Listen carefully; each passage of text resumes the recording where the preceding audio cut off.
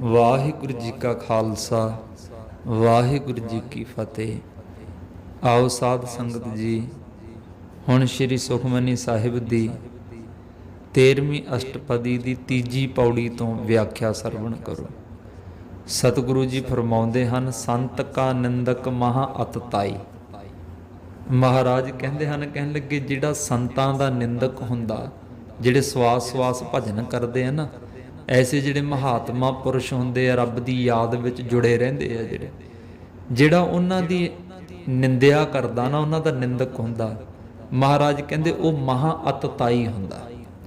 ਹੁਣ ਜਿਹੜੇ ਅਤਤਾਈ ਆ ਨਾ, ਅਤਤਾਈ ਦੇ ਸ਼ਾਸਤਰਾਂ ਦੇ ਵਿੱਚ 6 ਲੱਛਣ ਦੱਸੇ ਆ। ਜਿਨੇ ਇਹ 6 ਅਪਰਾਧ ਕੀਤੇ ਹੋਣ ਉਹਨੂੰ ਅਤਤਾਈ ਕਹਿ ਦਿੰਦੇ ਆ। ਕਿਹੜੇ ਕਿਹੜੇ? ਅਗਨ ਲਾਏ, ਕਿਸੇ ਨੂੰ ਅੱਗ ਲਾ ਦੇਣੀ। ਬਿਖ ਦੇ ਵਈ ਦੂਜਾ, ਕਿਸੇ ਨੂੰ ਜ਼ਹਿਰ ਦੇ ਕੇ ਮਾਰ ਦੇਣਾ। ਸ਼ਸਤਰਹੀਣ ਕਉ ਮਾਰ, ਫਿਰ ਤੀਜਾ ਕਿਸੇ ਨਿਹੱਥੇ ਦੇ ਉੱਪਰ ਵਾਰ ਕਰਕੇ, ਜਿਹਦੇ ਕੋਲ ਸ਼ਸਤਰ ਨਾ ਹੋਵੇ ਤੇ ਨਿਹੱਥੇ ਨੂੰ ਮਾਰ ਦੇਣਾ, ਉਹਦਾ ਕਤਲ ਕਰ ਦੇਣਾ। ਇਹ ਤੀਜਾ ਲੱਛਣ। ਧਨ ਦਾਰਾ, ਕਿਸੇ ਦਾ ਧਨ ਚੋਰੀ ਕਰ ਲੈਣਾ। ਚੌਥਾ। ਪੰਜਵਾਂ, ਕਿਸੇ ਦੀ ਇਸਤਰੀ ਖੋਹ ਲੈਣੀ। ਇਸਤਰੀ ਕਿਸੇ ਦੀ ਘਰ ਵਾਲੀ, ਮਾਂ, ਭੈਣ, ਕੋਈ ਵੀ ਕਿਸੇ ਦੀ ਇਸਤਰੀ ਖੋਹ ਲੈਣੀ। 5। ਤੇ ਫਿਰ 6ਵਾਂ, ਕਿਸੇ ਦੀ ਜ਼ਮੀਨ ਨੱਪ ਲੈਣੀ, ਦੱਬ ਲੈਣੀ। ਕਿਸੇ ਦੀ ਜ਼ਮੀਨ ਵਿਚਾਰੇ ਗਰੀਬ ਦੀ ਖੋਹ ਲੈਣੀ। ਇਹ 6ਵਾਂ ਲੱਛਣ ਹੈ ਅਤਤਾਈ ਦਾ। ਜਿਹਦੇ ਅੰਦਰ ਇਹ 6 ਲੱਛਣ ਹੋਣ, ਜਿਹਨੇ ਇਹ 6 ਅਪਰਾਧ ਕੀਤੇ ਹੋਣ, ਉਹਨੂੰ ਅਤਤਾਈ ਕਹਿ ਦਿੰਦੇ ਆ।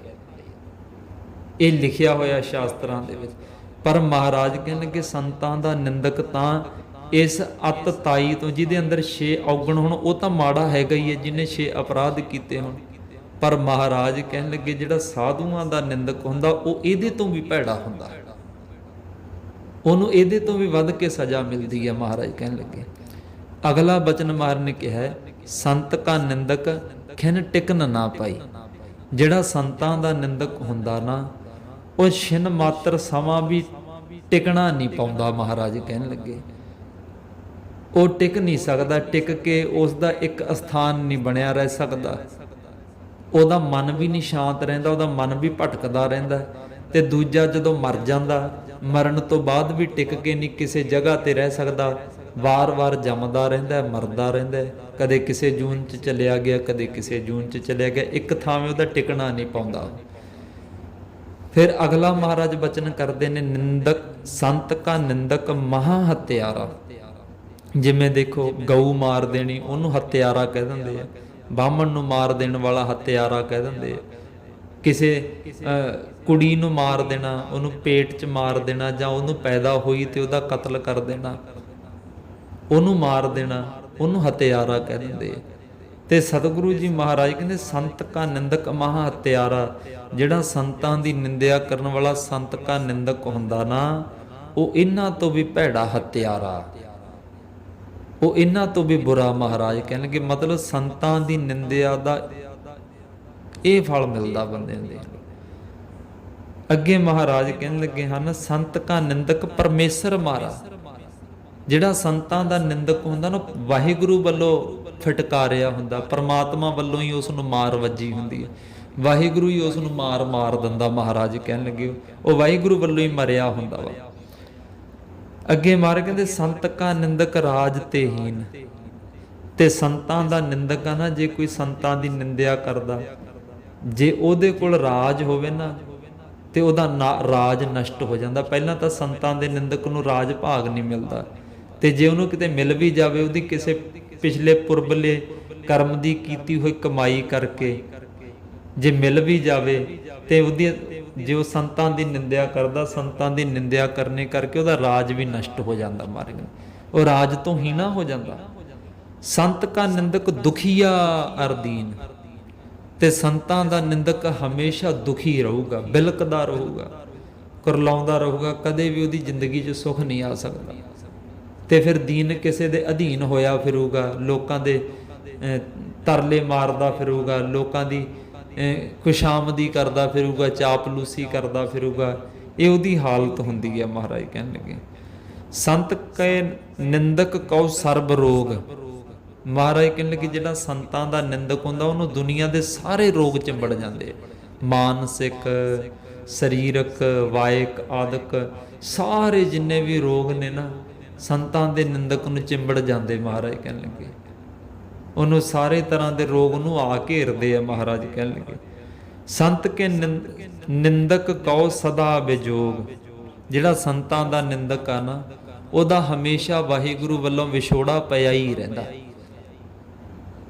ਜਾਂ ਉਹਦਾ ਸਦਾ ਹੀ ਜਿਹੜੇ ਚੰਗੇ ਮਹਾਤਮਾ ਜਨ ਨੇ ਨਾ, ਚੰਗੇ ਰੱਬ ਦੇ ਪਿਆਰੇ ਹੈ, ਚੰਗੇ ਪੁਰਸ਼ ਨੇ, ਉਹਨਾਂ ਦੀ ਸੰਗਤ ਵੱਲੋਂ ਉਹਦਾ ਵਿਛੋੜਾ ਪਿਆ ਹੀ ਰਹੂਗਾ। ਮਹਾਰਾਜ ਕਹਿਣ ਲੱਗੇ ਰੱਬ ਵੱਲੋਂ ਵਿਛੜਿਆ ਹੀ ਰਹਿੰਦਾ, ਉਹ ਮਿਲ ਨਹੀਂ ਸਕਦਾ ਪਰਮਾਤਮਾ ਨਾਲ। ਸੰਤ ਕੀ ਨਿੰਦਾ ਦੋਖ ਮਹਿ ਦੋਖ।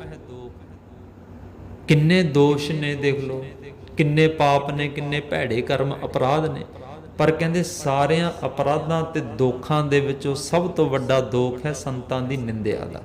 ਜੇ ਕੋਈ ਸੰਤਾਂ ਦੀ ਨਿੰਦਿਆ ਕਰਦਾ, ਇਹ ਦੋਸ਼, ਇਹਨਾਂ ਅਪਰਾਧਾਂ ਦੇ ਵਿੱਚੋਂ ਵੀ, ਪਾਪਾਂ ਦੇ ਵਿੱਚੋਂ ਵੀ ਸਭ ਤੋਂ ਵੱਡਾ ਪਾਪ ਹੈ ਸੰਤ ਦੀ ਨਿੰਦਿਆ ਕਰਨੀ। ਨਾਨਕ ਸੰਤ ਭਾਵੈ। ਹਾਂ, ਜੇ ਕਿਤੇ ਉਹ ਨਿੰਦਕ ਸੰਤਾਂ ਨੂੰ ਭਾ ਜਾਵੇ ਤਾਂ ਉਸ ਕਾਪੀ ਹੋਏ ਮੋਖ।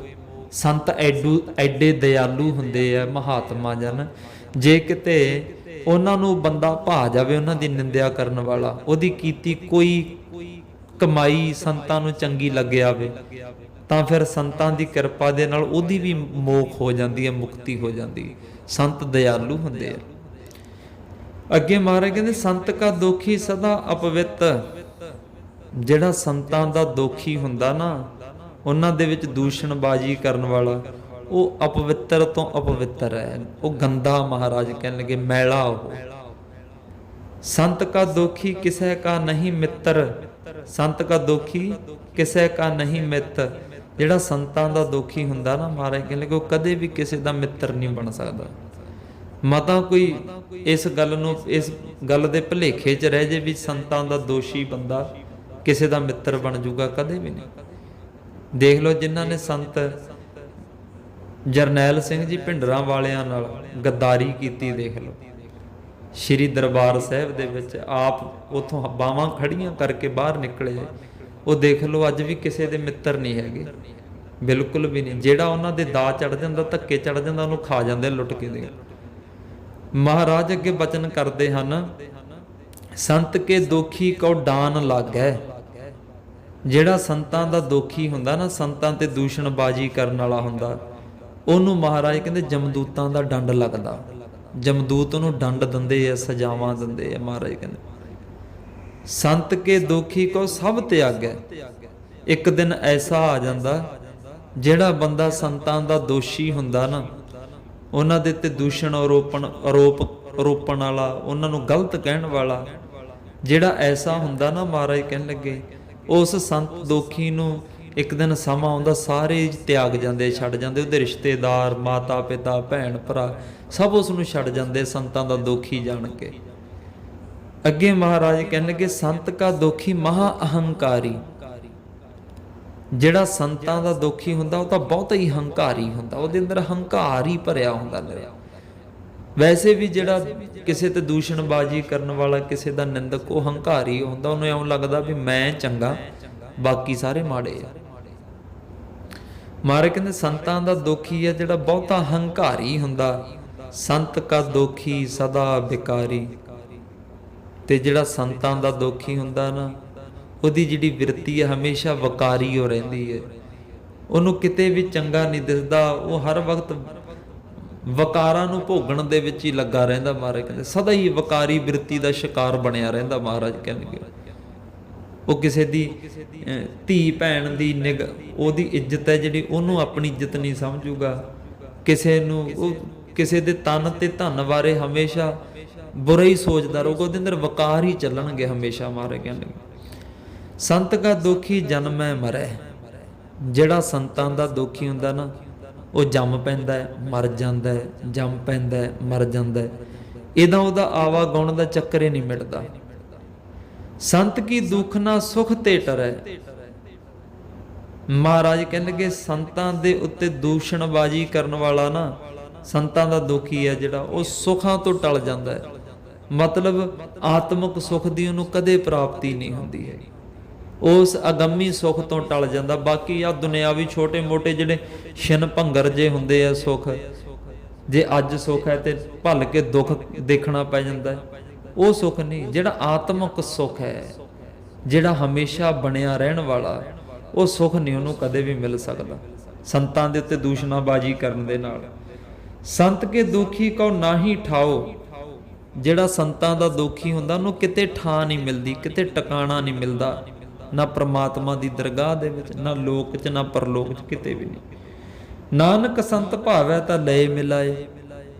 ਹਾਂ, ਜੇ ਕਿਤੇ ਸੰਤਾਂ ਨੂੰ ਭਾ ਜਾਵੇ, ਚੰਗਾ ਲੱਗਿਆ ਵੇ, ਸੰਤ ਉਹਦੇ ਤੇ ਵੀ ਕਿਰਪਾ ਕਰ ਦੇਣ, ਉਹਨੂੰ ਵੀ ਆਪਣੇ ਨਾਲ ਮੇਲ ਕੇ ਪਰਮਾਤਮਾ ਦੇ ਘਰ ਪਹੁੰਚਾ ਦੇਣ, ਇਹ ਉਹਨਾਂ ਦੀ ਖੁਸ਼ੀ ਹੈ। ਮਹਾਰਾਜ ਕਹਿੰਦੇ ਦਿਆਲੂ ਹੁੰਦੇ, ਮੇਲ ਲੈਂਦੇ ਆ ਜੇ ਕੋਈ ਉਹਨਾਂ ਦੀ ਸ਼ਰਨ ਵਿੱਚ ਆ ਜਾਵੇ। ਅੱਗੇ ਮਹਾਰਾਜ ਕਹਿੰਦੇ ਸੰਤ ਕਾ ਦੋਖੀ ਅੱਧ ਬੀਚ ਤੇ ਟੂਟੈ। ਜਿਹੜਾ ਸੰਤਾਂ ਦਾ ਦੋਸ਼ੀ ਹੁੰਦਾ ਨਾ, ਦੂਸ਼ਣਬਾਜ਼ੀ ਕਰਨ ਵਾਲਾ, ਸੰਤਾਂ ਦੀ ਨਿੰਦਿਆ ਕਰਨ ਵਾਲਾ, ਜਿਹੜਾ ਸੰਤ ਦੋਖੀ ਹੁੰਦਾ, ਅੱਧ ਬੀਚ ਤੇ ਟੂਟਾ, ਉਹਦੀ ਤਾਂ ਨਾ ਜੀ ਜਿਹੜੀ ਉਮਰ ਅੱਧ ਵਿਚਾਲਿਓਂ ਟੁੱਟ ਜਾਂਦੀ ਹੈ, ਜਵਾਨੀ ਵਾਲੀ ਮੌਤ ਮਰ ਜਾਂਦਾ। ਸੰਤ ਦੋਖੀ ਤਾਂ ਜਵਾਨੀ 'ਚ ਹੀ ਕਈ ਮਰ ਜਾਂਦੇ ਆ। ਸੰਤ ਕਾ ਦੋਖੀ ਅੱਧ ਬੀਚ ਤੇ ਟੂਟਾ। ਜਿਹੜਾ ਸੰਤਾਂ ਦਾ ਦੋਖੀ ਹੁੰਦਾ ਨਾ, ਸੰਤ ਦੋਖੀ ਹੁੰਦਾ, ਉਹਦਾ ਸਾਧਨ ਵੀ ਕੋਈ ਸਿਰੇ ਨਹੀਂ ਚੜ੍ਹਦਾ। ਨਿੰਦਿਆ ਕਰਨ ਕਰਕੇ ਨਾ ਉਹਦਾ ਸਾਧਨ ਵੀ ਅੱਧ ਵਿਚਾਲੇ ਟੁੱਟ ਜਾਂਦਾ। ਮਤਲਬ ਉਹ ਕਦੇ ਵੀ ਧਰਮ ਕਰਮ ਪੂਰੇ ਨਹੀਂ ਕਰ ਸਕਦਾ। ਅੱਧ ਵਿਚਾਲੇ ਉਹਦੇ ਧਰਮ ਕਰਮ ਹੈ ਜਿਹੜੇ ਟੁੱਟ ਜਾਂਦੇ ਆ, ਅਧੂਰੇ ਰਹਿ ਜਾਂਦੇ ਆ। ਸੰਤ ਕਾ ਦੋਖੀ ਕਿਤੈ ਕਾਜ ਨਾ ਪਹੁੰਚੈ। ਸੰਤਾਂ ਦਾ ਦੋਖੀ ਨਾ, ਸੰਤ ਦੋਖੀ ਜਿਹੜਾ, ਉਹ ਕਿਸੇ ਕੰਮ ਤੇ ਪੂਰਾ ਨਹੀਂ ਪਹੁੰਚਦਾ। ਮਹਾਰਾਜ ਕਹਿਣਗੇ ਉਹਦਾ ਕੰਮ ਕਦੇ ਵੀ ਸੰਪੂਰਨ ਨਹੀਂ ਹੁੰਦਾ। ਸੰਤ ਦੋਖੀਆਂ ਦੇ ਕੰਮ ਹਮੇਸ਼ਾ ਅਧੂਰੇ ਰਹਿ ਜਾਂਦੇ, ਕੋਈ ਨਾ ਕੋਈ ਵਿਘਨ ਪੈ ਜਾਂਦਾ, ਉਹਨਾਂ ਦੇ ਕਾਰਜ ਨਹੀਂ ਕਦੇ ਸਿਰੇ ਚੜ੍ਹਦੇ। ਸੰਤ ਕੇ ਦੋਖੀ ਕਾ ਉਦਿਆਨ ਭਰਮਾਈ ਹੈ। ਸੰਤਾਂ ਦੇ ਦੋਸ਼ੀ ਨੂੰ ਨਾ ਪਰਮਾਤਮਾ ਸੰਸਾਰ ਰੂਪੀ ਉਜਾੜ ਦੇ ਵਿੱਚ ਹੀ ਭਰਮਾਉਂਦਾ ਰਹਿੰਦਾ। ਉਹਨਾਂ ਨੂੰ ਇਹ ਸੰਸਾਰ ਦੇ ਵਿੱਚ ਹੀ ਭਟਕਾ ਦਿੰਦਾ ਵਾਹਿਗੁਰੂ, ਇੱਥੇ ਹੀ ਭਰਮਾਈ ਜਾਂਦਾ ਉਹਨਾਂ ਨੂੰ। ਸੰਤ ਕਾ ਦੋਖੀ ਉਜੜ ਪਾਈ ਹੈ।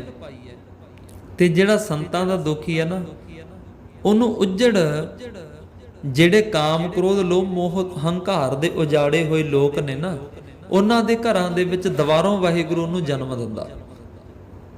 ਉਹ ਵੀ ਫਿਰ ਉਜਾੜੇ 'ਚ ਹੀ ਪਿਆ ਰਹਿੰਦਾ ਹਰ ਵਕਤ। ਉਹ ਕਾਮ ਕ੍ਰੋਧ ਲੋਭ ਮੋਹ ਹੰਕਾਰ ਦੇ ਉਜਾੜੇ 'ਚ ਹੀ ਪਿਆ ਰਹਿੰਦਾ, ਸੰਸਾਰ ਉਜਾੜੇ 'ਚ ਹੀ ਫਸਿਆ ਰਹਿੰਦਾ। ਮਹਾਰਾਜ ਕਹਿਣ ਲੱਗੇ ਅੱਗੇ, ਕਹਿੰਦੇ ਸੰਤ ਕਾ ਦੋਖੀ ਅੰਤਰ ਤੇ ਥੋਥਾ। ਜਿਹੜਾ ਸੰਤਾਂ ਦਾ ਦੋਖੀ ਹੁੰਦਾ ਨਾ, ਉਹ ਅੰਦਰੋਂ ਥੋਥਾ ਹੁੰਦਾ। ਅੰਦਰੋਂ ਥੋਥਾ ਮਤਲਬ ਉਹਦੇ ਅੰਦਰ ਕੋਈ ਸ਼ੁਭ ਗੁਣ ਨਹੀਂ ਹੁੰਦਾ। ਸਤ ਸੰਤੋਖ ਦਇਆ ਧਰਮ ਵਿਚਾਰ, ਕੋਈ ਚੰਗਾ ਗੁਣ ਨਹੀਂ ਉਹਦੇ ਅੰਦਰ ਹੁੰਦਾ। ਅੰਦਰੋਂ ਥੋਥਾ ਹੁੰਦਾ, ਜਿਉਂ ਸਾਸ ਬਿਨਾ ਮਿਰਤਕ ਕੀ ਲੋਥਾ। ਜਿਵੇਂ ਮੁਰਦੇ ਦੀ ਦੇਹ ਹੁੰਦੀ ਹੈ ਨਾ, ਉਹਦੇ ਵਿੱਚ ਸਾਹ ਨਹੀਂ ਚੱਲਦੇ, ਤੇ ਜਿਹੜੀ ਦੇਹ 'ਚ ਸਾਹ ਨਹੀਂ ਚੱਲਦੇ ਉਹ ਤਾਂ ਮੁਰਦਾ ਹੀ ਆ ਨਾ। ਸਰੀਰ ਤਾਂ ਹੈ ਜੇ ਇਹਦੇ ਅੰਦਰ ਸਾਹ ਚੱਲਦੇ ਹੋਣ। ਸਾਹਾਂ ਤੋਂ ਬਿਨਾਂ ਸਰੀਰ ਕੀ ਹੈ? ਲੋਥ, ਮੁਰਦਾ। ਇਸੇ ਤਰ੍ਹਾਂ ਮਹਾਰਾਜ ਕਹਿਣ ਲੱਗੇ ਜਿਹੜਾ ਸੰਤਾਂ ਦਾ ਦੋਖੀ ਹੈ, ਉਹ ਅੰਦਰੋਂ ਥੋਥਾ ਹੁੰਦਾ, ਖਾਲੀ ਹੁੰਦਾ, ਉਹਦੇ ਅੰਦਰ ਸ਼ੁਭ ਗੁਣ ਨਹੀਂ ਹੁੰਦੇ। ਜਿਵੇਂ ਸਾਹਾਂ ਤੋਂ ਬਿਨਾਂ ਇੱਕ ਦੇਹ ਹੁੰਦੀ ਹੈ, ਲੋਥ ਹੁੰਦੀ ਹੈ, ਉਹਦਾ ਕੀ ਲਾਭ ਹੈ? ਬਸ ਐਵੇਂ ਸਮਝ ਲਓ ਚੱਲਦੀਆਂ ਫਿਰਦੀਆਂ ਉਹ ਲਾਸ਼ਾਂ ਹੀ ਨੇ ਜਿਹੜੇ ਸਾਧੂ ਮਹਾਤਮਾ ਦੀ ਨਿੰਦਿਆ ਕਰਦੇ ਆ। ਸੰਤ ਕੇ ਦੋਖੀ ਕੀ ਜੜ ਕਿਛ ਨਾਹੀ। ਜਿਹੜਾ ਸੰਤਾਂ ਦਾ ਦੋਖੀ ਹੁੰਦਾ ਨਾ, ਉਹਦੀ ਕੋਈ ਜੜ ਨਹੀਂ ਰਹਿ ਜਾਂਦੀ ਦੁਨੀਆ ਦੇ ਉੱਤੇ। ਉਹਦੇ ਇਸਤਰੀ ਪੁੱਤਰ ਆਦਿਕ ਅੱਗੋਂ ਉਹਨਾਂ ਦੇ ਵੰਸ਼ਾਂ ਦੇ ਵੰਸ਼ ਨਾਸ ਹੋ ਜਾਂਦੇ। ਮਹਾਰਾਜ ਕਹਿਣ ਲੱਗੇ ਸਭ ਕੁਝ ਖਤਮ ਹੋ ਜਾਂਦਾ ਉਹਨਾਂ ਦਾ। ਅੱਗੇ ਮਹਾਰਾਜ ਕਹਿਣ ਲੱਗੇ ਆਪਨ ਬੀਜ ਆਪੇ ਹੀ ਖਾਹੇ। ਜਿਹੜਾ ਉਹਨੇ ਸੰਤਾਂ ਦੀ ਨਿੰਦਿਆ ਕਰਨ ਰੂਪੀ ਇਹ ਬੀਜ ਬੀਜਿਆ ਨਾ, ਇਸ ਦਾ ਜਿੱਦਣ ਫਲ ਇਸ ਨੂੰ ਭੋਗਣਾ ਪਊਗਾ, ਇਹ ਇਕੱਲੇ ਨੂੰ ਹੀ ਖਾਣਾ ਪੈਣਾ। ਮਹਾਰਾਜ ਕਹਿੰਦੇ ਸੰਤਾਂ ਦੀ ਨਿੰਦਾ ਦਾ ਨਾ ਜਿਹੜਾ ਫਲ ਹੈ, ਜਿਹੋ ਜਿਹੇ ਬੀਜ ਬੀਜਦੇ, ਹੁਣ ਬੀਜ ਬੀਜਣ ਤੋਂ ਫਲ ਤਾਂ ਲੱਗੂ ਨਾ, ਫਿਰ ਉਹ ਫਲ ਹੀ ਆਪ ਹੀ ਖਾਣਾ ਪੈਣਾ ਇਹਨੂੰ। ਮਤਲਬ ਉਹ ਸਜ਼ਾਵਾਂ ਆਪ ਹੀ ਭੁਗਤਣੀਆਂ ਪੈਣੀਆਂ। ਸੰਤ ਕੇ ਦੋਖੀ ਕਉ ਅਵਰ ਨਾ ਰਾਖਨਹਾਰ। ਸੰਤਾਂ ਦੇ ਦੋਸ਼ੀ ਨੂੰ, ਸੰਤ ਦੋਖੀ ਨੂੰ ਦੁਨੀਆ ਦੇ ਉੱਤੇ ਹੋਰ ਕੋਈ ਨਹੀਂ ਰੱਖਣਾ ਹੈਗਾ, ਰੱਖਣਹਾਰਾ ਹੈਗਾ।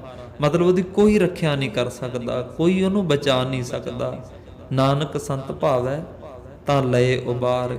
ਇਹ ਤਾਂ ਸੰਤਾਂ ਨੂੰ ਭਾ ਜਾਵੇ, ਚੰਗਾ ਲੱਗਿਆ ਵੇ, ਉਹ ਇਹਨੂੰ ਬਚਾ ਲੈਣ ਤਾਂ ਬਚਾ ਲੈਣ, ਨਹੀਂ ਸੰਤਾਂ ਦੇ ਦੋਖੀ ਦੀ ਕੋਈ ਰੱਖਿਆ ਨਹੀਂ ਕਰ ਸਕਦਾ, ਉਹਨਾਂ ਨੂੰ ਬਚਾ ਨਹੀਂ ਸਕਦਾ।